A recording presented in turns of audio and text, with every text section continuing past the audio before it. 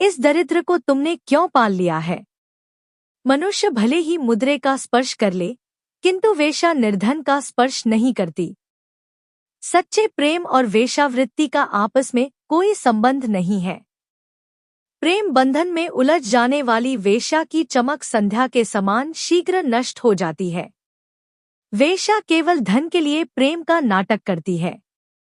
मेरा कहा मानो, इस दरिद्र ब्राह्मण से पल्ला छुड़ा लो, अन्यथा तुम स्वयं अपने पांवों पर कुल्हाड़ी मार लोगी। माँ की बातें सुन रूपणेका को बड़ा गुस्सा आया। वह कहने लगी, माँ, चाहे तुम कुछ भी कहो, मैं इसे नहीं छोड़ सकती।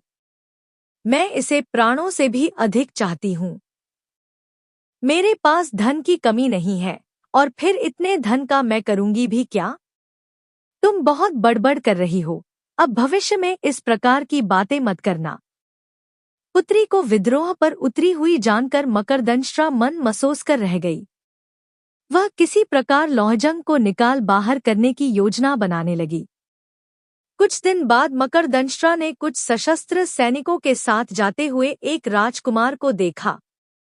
उसके पास जाकर वह बोली, राजकुमार, मेरे घर पर एक निर्धन कामुक ब्राह्मण ने अधिकार कर लिया है।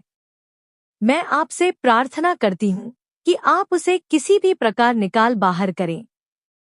इसके बदले में आप मेरी पुत्री के साथ आनंदपूर्वक विहार कर सकते हैं। प्रजा की रक्षा करना अपना कर्तव्य समझ राजकुमार ने उसकी बात स्वीकार कर ली। वह रूपणेका के घर गया। संयोग से उस समय रूपणेका मंदिर गई हुई थी और लौहजंग भी घर पर नहीं था। कुछ ही समय बाद जब वह लौटा तो राजकुमार के सैनिक उसे पीटने लगे। वह वहां से भागने लगा तो सैनिकों ने उसे नाले में गिरा दिया। जान बचाकर किसी तरह वह वहां से भाग खड़ा हुआ। लौटने पर रूपणेका ने घर की दशा देखी और जब उसे सब कुछ ज्ञात हुआ तो वह बहुत दुखी हुई। फिर राजकुमार को भी लगा कि उसने जो कुछ किया वह उचित नहीं था। तब उसने रूपणेका के भोग का विचार छोड़ दिया और वहां से निकल पड़ा। लौहजंग समझ गया कि यह सब मकरदंष्ट्रा की करतूत है। उसे उस पर भारी क्रोध आ रहा था, किंतु वह विवश था, इसलिए वह किसी तीर्थ में जाकर आत्मघात करने का विचार करने लगा। तपती दोपहरी में वह आगे बढ़ रहा था। मकरदंष्ट्रा के व्यवहार से दुखी तो वह था ही, ऊपर से भयंकर गर्मी में चलना भी कठिन हो गया। तब इधर-उधर छाया की खोज करने लगा, जिसका वहां नाम भी न था। तभी उसे एक मरे हाथी की खाल दिखाई दी, जिसका मांस गीदड़ों ने खा लिया था, किंतु चमड़े को वे नहीं खा पाए थे। उस खाल के पास जाकर लौहजंग उसके अंदर देखने लगा। उसमें मांस या रक्त का नाम भी न था। वह उसके अंदर जाकर बैठकर आराम करने लगा। छाया मिलते ही गर्मी में थकेहारे लौहजंग को तत्काल नींद आ गई। लौहजंग को कुछ भी सुध न थी। उसे यह मालूम न हो सका कि कब भयंकर वर्षा हुई और कब क्या हुआ।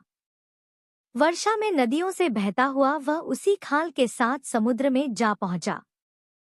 समुद्र में वह खाल के साथ ऊपर नीचे हो रहा था तो एक गरुड़ ने उसे देख लिया।